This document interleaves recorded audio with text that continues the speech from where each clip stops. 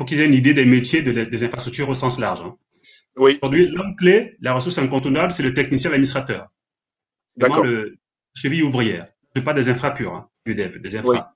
C'est l'admin système, l'admin réseau, l'admin sécu, c'est vraiment technicien administrateur, c'est vraiment lui qui fait tourner la boutique au quotidien. Lui qui installe les oui, serveurs, c'est lui qui les configure, c'est lui qui gère le système d'information au quotidien. Les oui. accès, les connexions, les accès Internet, la messagerie. C'est vraiment celui sans lequel, s'il y a un petit problème, on appelle quelqu'un, il n'est pas là, il n'y a plus rien qui marche. Donc c'est vraiment la cheville ouvrière d'une entreprise. Toute Ouais, entreprise, l'administrateur obligé. Que ce soit d'accord. on-premise ou cloud. C'est celui qui, dès qu'il y a un souci, tiens, ça ne marche pas comme il faut, j'ai pas accès à telle application, qu'est-ce que ça se passe? Comment ça se passe? Souvent, il y a d'incident dans ServiceNow ou pas. Mais il faut qu'au bout du compte, tu as quelqu'un qui va devoir s'occuper du sujet, l'administrateur. C'est vraiment le Ok. profil, la cheville ouvrière. Ensuite, là, le profil au-dessus, l'ingénieur, qui est celui qui est un peu au-dessus, qui est capable d'avoir une vision beaucoup plus large, d'optimiser les infrastructures, de gérer les grosses installations un peu compliquées, de concevoir un peu les évolutions à mettre en place. C'est vraiment un peu le boss de l'administrateur, celui qui va pouvoir dire, voilà, D'accord. aujourd'hui, il faut qu'on mette une nouvelle application déployée, voilà comment on va le faire. Donc, c'est un peu le senior, si tu veux. L'administrateur, avec un peu de bouteille, il finit par avoir un niveau d'ingénieur. Celui qui a vraiment la D'accord. vision un peu au-dessus, un peu plus large du sujet. D'accord? Ok. Ensuite, on a Ok. l'architecte.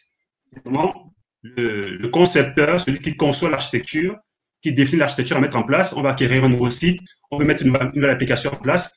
Quelles sont les Oui. performances, quel est le sizing à mettre en place, comment il faut l'installer, il faut mettre une base de données en plus, il faut mettre 2 serveurs ou un serveur. C'est vraiment celui qui conçoit comment est-ce qu'on évolue le système d'information, les nouveaux besoins. C'est moi D'accord. c'est un peu l'architecte comme le sens général du terme, hein, c'est moi le concepteur d'évolution. Tout à fait. C'est le chef de projet.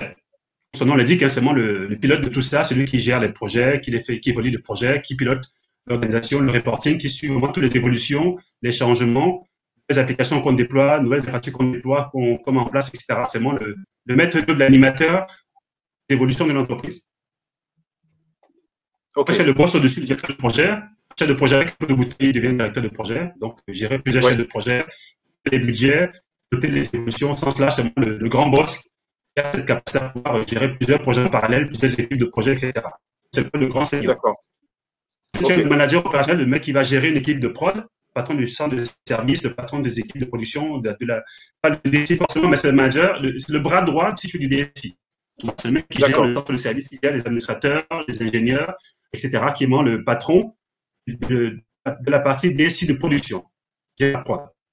On délivre le Ok. service, soit le GIE dont on parlait, quand met en place au sein d'une entreprise une équipe qui fournit le service aux équipes métiers, voilà, il y a un patron qui gère la production, responsable D'accord. des équipes, des contrats, des engagements, des services rendus.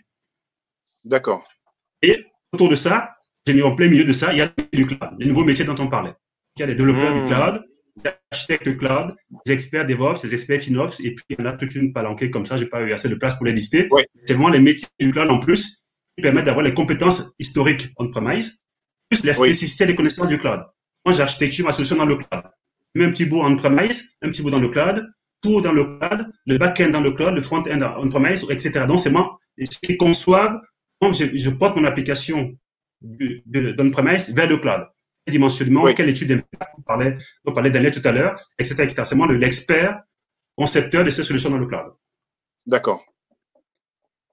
Et après, dans les métiers de la cybersécurité qui est transverse, les ingénieurs cyber, les analystes de cyber, les auditeurs, les pentesters, etc., etc. Donc, un peu D'accord. les différents métiers trouvent autour du cloud, des infra au sens large, des infra IT. Oui. Le profil clé, c'est moi l'administrateur, c'est moi l'homme du quotidien qui gère le SI. Un problème, c'est lui qu'on appelle tout de suite. Sinon, on ne sait pas comment faire.